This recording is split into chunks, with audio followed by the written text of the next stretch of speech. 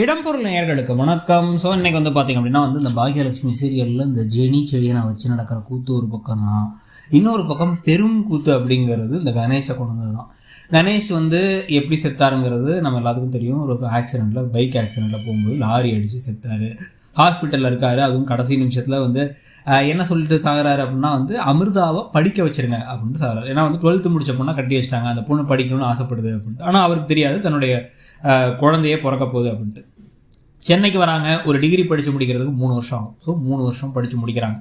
படித்து முடித்ததுக்கு பிறகு இவங்க எழில கல்யாணம் பண்ணிக்கிறாங்க. எழில கல்யாணம் பண்ணி ஒரு 6-7 மாதம் ஆயிடுச்சுன்னு வச்சுக்கோங்க. ஸோ இப்போ 3.5 வருஷம் ஆயிடுச்சு. ஆனால் இப்போ என்ன சொல்கிறாரு இவர்னா நான் 2 வருஷமாக சுயநினைவு இல்லாமல் இருந்தேன் அப்படிங்கிறாரு.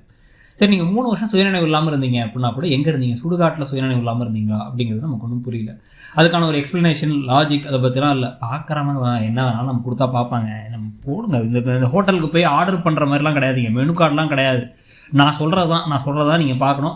அதில் லாஜிக்கே இல்லாட்டியும் சரி, எல்லாரையுமே பைத்தியமாக காமிச்சாலும் சரி, பாக்யலட்சுமி இல்லத்தரசின் கதைன்னு சொல்லிட்டு பாக்யலட்சுமி பல நேரங்களில் பேக்லட்சுமியாக காமிச்சாலும் சரி, எல்லாத்தையும் நீங்கள் பார்த்து தான் ஆகணும் அப்படிங்கிற மாதிரி தான் அந்த கதை போகுது. அதாவது 1000 எபிசோடு தாண்டதுக்கு ஒரு நடுவுலாம் கொஞ்சம் இன்ட்ரெஸ்டிங்காகவே போயிட்டுச்சு. ஓடுற சீரியலே நல்ல சீரியல், ப்ராக்ரஸிவான முற்போக்கான கருத்துன்னு சொல்லி போயிட்டு இருந்துச்சு. ஒரு கட்டத்துக்கு அப்புறம் சீரியலை மெகா சீரியலாக மாற்றுறேன், அதனால் ரொம்ப நேரத்தை கொண்டு போகிறேன், 1000 எபிசோடு தாண்டி 2000 எபிசோடு கொண்டு போகிறோன்னா அதுக்கு சாலிடான கதை வேணும். அப்போ இல்லைன்னா இன்னொரு தைரியம் ஒன்று வேணும். இப்போ நார்த்தில் இதே சீரியலில் பார்த்தீங்கன்னா இந்நேரம் பாக்யலட்சுமிக்கு ஒரு கல்யாணத்தை பண்ணி வச்சுட்டு அதுக்கப்புறம் நடக்கிற விஷயம் பாக்கியா புதுசாக ஒரு குழந்தைய வேறு அடாப்ட் பண்ணி தத்தெடுத்து வளர்க்குறது, அப்படி இப்படின்னு கதை எங்கெங்கேயோ போகுது. அதுக்கு நடுவில் இதே குடும்பம் இருக்குது, இந்த குடும்பத்து பிரச்சனைலாம் ஓடிக்கிட்டு இருக்குது அப்படின்றது. இங்கே என்ன பண்ணுறாங்க அப்படின்னா எல்லாத்தையும் ஒரே வீட்டில் வச்சா தான் டிஆர்பி வரும், எதையாச்சும் பொய் சொன்னால் தான் டிஆர்பி வரும், சம்மந்தமே இல்லாமல் கதையில் பாதியை மறந்துட்டா தான் டிஆர்பி வரும். அவங்களுக்கு பிரச்சனையை கொண்டு வரணும், செத்து போனவங்களுக்கு உயிர் கொடுத்து வரணும்.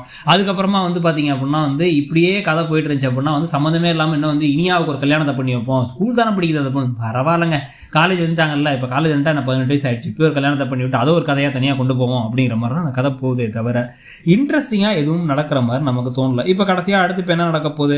இவர் கடத்திட்டு போகிறாங்க குழந்தைய, இல்லை நான் எழில கொள்றதுக்கு ஏதாவது பிளான் பண்ணுறேன் அப்படின்னு ஒரு பக்கம் ட்ரை பண்ணுறது, இல்லை இந்த போலீஸ் ஆஃபீஸர்ஸ்லாம் கடைசியில் அமிர்தாவுக்கே இங்கே இருக்க தான் விருப்பம்பா, நீ எதுவும் பண்ண முடியாதுன்னு கையை விரிச்சதுக்கு பிறகு முழு வில்லனாக இவர் மாறுறது, இந்த கணேஷ் மாறுறதுன்னு கதை போக வாய்ப்பு இருக்குது. ஸோ அதை பற்றி உங்களுடைய கருத்து என்னங்கிறத சொல்லுங்கள். தேங்க்யூ. இடம்பொருள் நேயர்களுக்கு வணக்கம். ஸோ இன்னைக்கு பார்த்தீங்க அப்படின்னா இந்த பாக்யலட்சுமி சீரியலில்